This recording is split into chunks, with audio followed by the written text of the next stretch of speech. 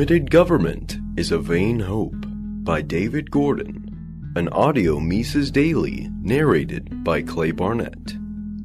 From Against the State, an Anarcho-Capitalist Manifesto by Llewellyn H. Rockwell, Jr., Rockwell Communications.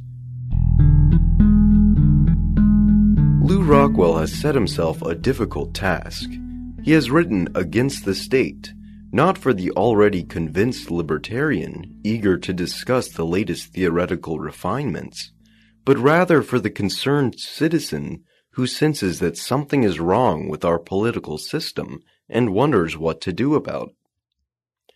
Such readers are apt to recoil in horror at the mention of anarchism, but it is precisely Rockwell's aim to convert such skeptical readers to anarcho-capitalism, of the sort defended by Murray Rothbard.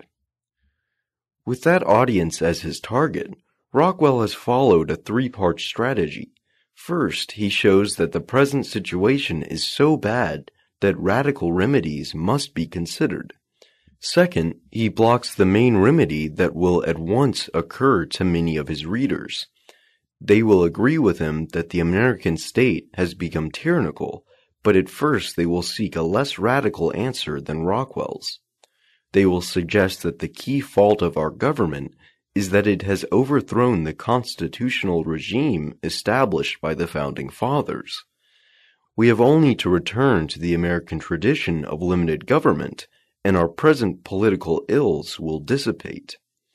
It is a key task of the book to disarm this response.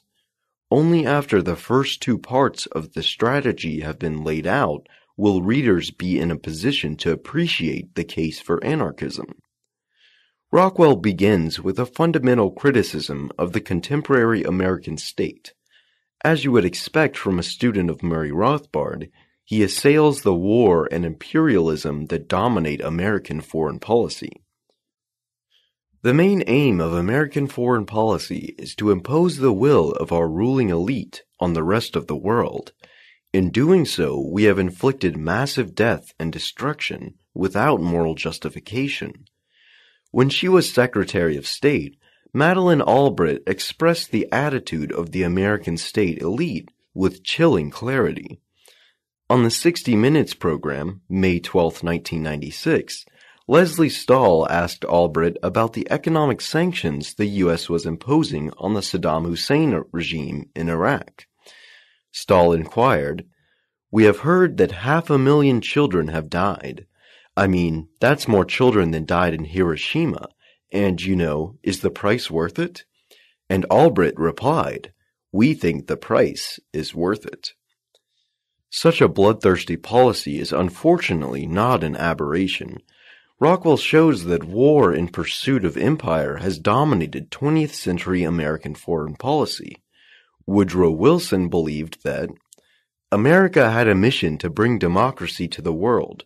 Wilson, though extremely pro-British, began the process of replacing Britain with America as the dominant world power. Throughout the 20th century, we see this constant pattern. America has used democratic rhetoric to impose American world domination. The policy of world domination continued during the Cold War. Following Murray Rothbard, Rockwell holds that the war that the communists waged against us was ideological. Though communists might preach revolution, Soviet foreign policy posed no direct threat to America. In point of fact, America's aggressive policy had as its principal aim to secure control by the government of the American economy by making it dependent on government spending. Rockwell shows that despite President Eisenhower's much-touted farewell speech warning against unwarranted influence of the military-industrial complex, Eisenhower played a primary role in securing the continuing dominance of that very complex over the economy. How should we respond to imperialism and war? One answer is to return to the traditional American policy of Washington and Jefferson. America before the 20th century did indeed avoid entanglement in European affairs, but to say we need to return to foreign policy of the founders won't solve our problem. Even if we did this, we would still be violating the just war principles that Rothbard has set out. And let's not forget the War of 1812, in part motivated by the wish to conquer Canada, and the Mexican War, aptly called in a recent book, a wicked war. The American state does not confine its belligerent activities to those unfortunate enough to dwell overseas. Increasingly, the state assaults its own citizens, as Rockwell makes abundantly clear. The war on drugs has filled our prison with people who have presumed to ingest substances that the state forbids. The war on terror has been the excuse for a massive assault on our liberties.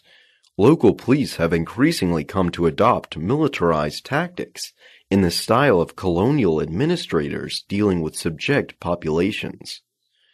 Following the classic analysis of John T. Flynn in As We Go Marching, 1944, Rockwell describes the American state as fascist. Fascism is the system of government that cartelizes the private sector, centrally plans the economy to subsidize producers, exalts the police state as the source of order, denies fundamental rights and liberties to individuals, and makes the executive state the unlimited master of society. Reading about the horrendous behavior of the state may well be depressing, but as F. H. Bradley said, where everything is bad, it must be good to know the worst. Given the manifest evils and failures of the state, what should we do? Many in Rockwell's audience will seek a solution in limited government. If only we return to the Constitution as intended by its framers, all will be well. Rockwell very effectively brings out that this is a vain hope. The notion of limited government is incapable of being realized in practice. If there is a monopoly government, any limitations on government must be ones the government has imposed on itself. To expect this sort of limitation to be effective is futile. As Rockwell puts the point, the solution can't work. It suffers from a fatal flaw. The Constitution creates a government that is the judge of its own powers. The branches of the government, legislative, executive, and judicial, are in theory supposed to check and balance each other. The problem with this is that the Supreme Court, which, as the Constitution has developed, has become the highest arbiter of constitutional issues, is itself part of the federal government. In a dispute between the federal government and the people, it is unlikely to side against the government. If limited government will not work, what is to be done? Rockwell finds the answer in the free market. If competition works well for all other goods and services, why not for protection and defense as well? What is supposed to be special about these latter services that it requires us to abandon the proved lessons of experience? But how exactly would anarchism operate? In a way greatly influenced by Rothbard, Rockwell describes the activities of libertarian defense agencies. These agencies follow a libertarian code based on natural law. We could go on at a greater length about the libertarian law code, but for our purposes, there is no need to do so. Once we have self-ownership and property rights, that's all we need. Individuals are then free to make whatever exchanges they wish. This is the basis on which the free market can get started.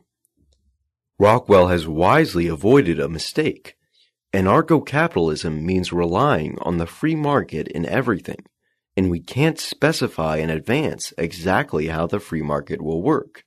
Leonard Read pointed out in a classic account that when something has been socialized, people jump to the conclusion that the market can't provide it. Against the state is not, in the phrase of Marx and Engels in the Communist Manifesto, one of the duodecimo editions of the New Jerusalem. Against the state merits the careful attention of everyone who wishes to live in freedom. The Mises Institute hopes you have enjoyed this audio Mises Daily. For a world of free market literature, media, and discussion, visit Mises.org.